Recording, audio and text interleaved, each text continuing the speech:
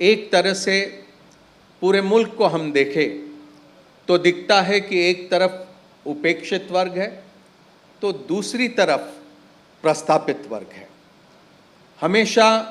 ये उम्मीद करी जाती है कि सरकार चाहे जिस भी राजनीतिक दल का हो, सरकार के ज़रिए उपेक्षित वर्गों को कैसा न्याय मिले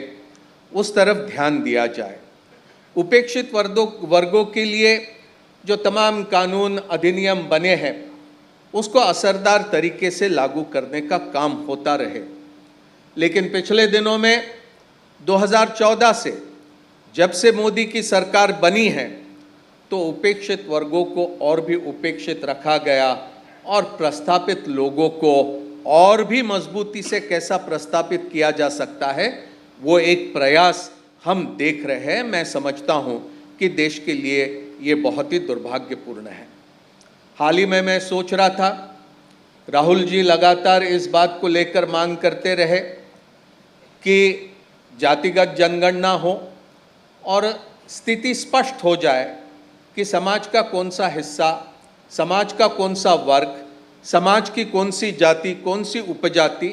किस स्थिति से अपनी ज़िंदगी बसर कर रही है। इसी के साथ मैं ये भी सोच रहा था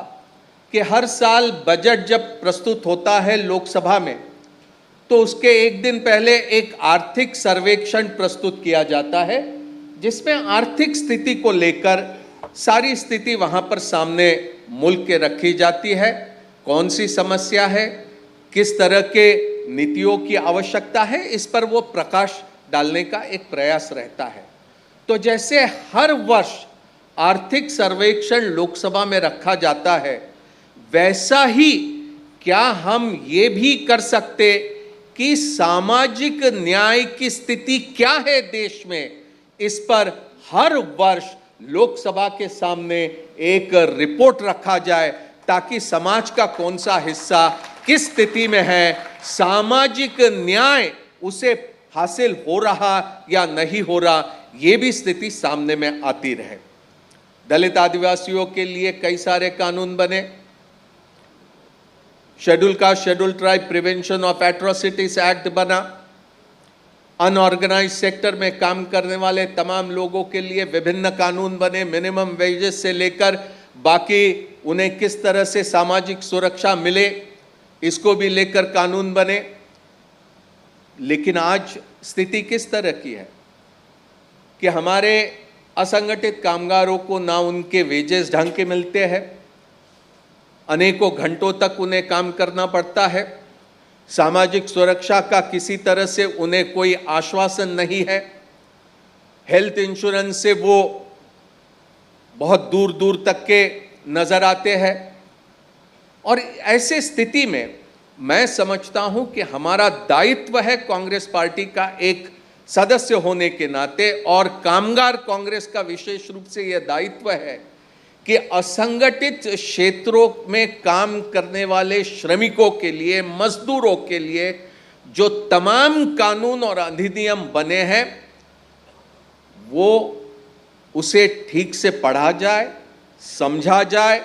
और उस पर हम हमारे श्रमिकों के बीच जागृति पैदा करने का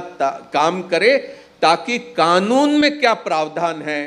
और उसका लाभ हम किस तरह से ले सकते हैं, उस दिशा में प्रयास होना चाहिए। और अगर इस दिशा में अगर हम पहल करते हैं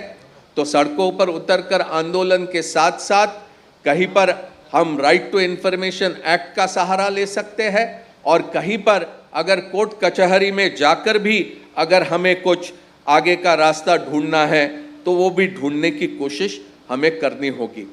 मैं और अधिक समय इस मौके पर नहीं लूँगा, लेकिन ये उम्मीद करता हूँ कि इस बैठक के ज़रिए कुछ अहम फैसलों तक के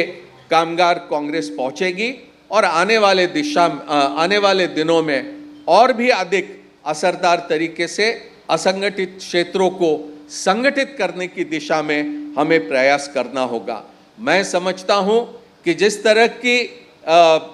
दृष्टि लेकर राहुल जी ने काम शुरू किया, मल्लिकार्जुन खड़गे जी ने जिस तरह का नेतृत्व संभाला है, तो यह हमारा दायित्व है कि उपेक्षित वर्गों को असंगठित वर्गों को और भी तेजी से हमें संगठित करके उन्हें आगे कैसा न्याय मिले उस दिशा में प्रयास करना होगा। इन्हीं शब्दों के साथ मैं उदित राज और उनके तमाम साथियों को बहुत बहुत धन्यवाद देता हूं।